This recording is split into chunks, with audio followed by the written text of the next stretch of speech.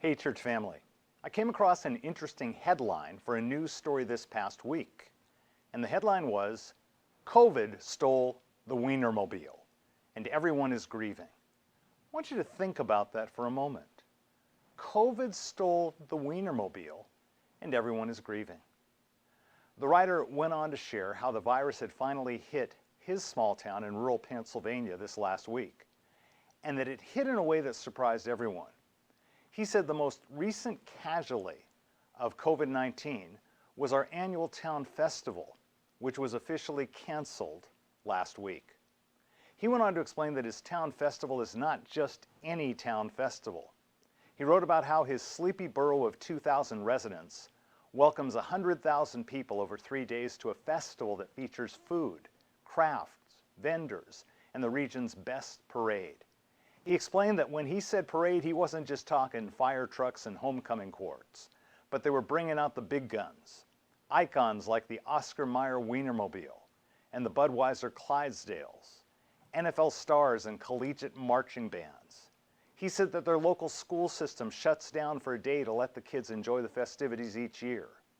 Every year, that is, except this year. This year, he says, our town festival was stolen by the coronavirus. He said the virus that has stolen so much from us this year has stolen this from them.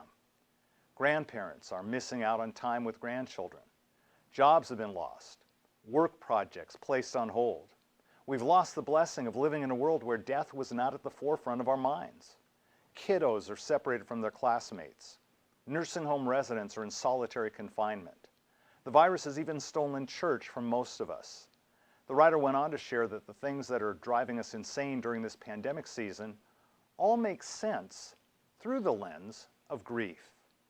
And certainly grief looks different depending on the person.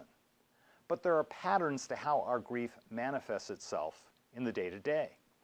As suggested in a book written by Elizabeth Kubler-Ross, grief can reveal itself in other emotional states, with her top 5 being denial, anger, bargaining, depression, and acceptance.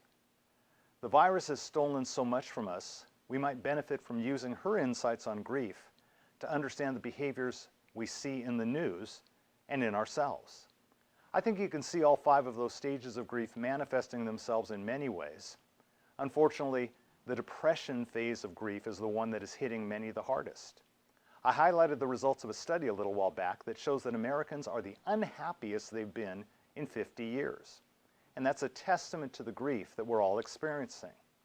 The lives we wanted for ourselves, the lives we took for granted, have been upended. Vacations have been canceled. Concerts have been indefinitely postponed. And many churches, like ours, continue to meet digitally. When it comes to grief, I want to challenge you to remember something that the Apostle Paul shares with us in 1 Thessalonians chapter 4. And that is that as Christians, we still grieve, but we grieve differently from the rest of the world. Because in the midst of our grief, we have hope, and we know it's a hope that won't disappoint. If you've been a recipient of God's unconditional love, that means that God has given you a unique gift to offer your neighbor. It means that you've learned to provide a non-condemning and gracious space for grief because you've received that same space from a non-condemning and gracious God. Hopefully that'll show itself in many ways in our dealings with one another. Maybe it's by practicing a kind of intentional amnesia when a friend says something offensive. Maybe it's meeting the anger of a stranger with unusual kindness. Maybe it's seeing our neighbors as wounded and grieving instead of ignorant or detestable. COVID-19 has already stolen so much from so many.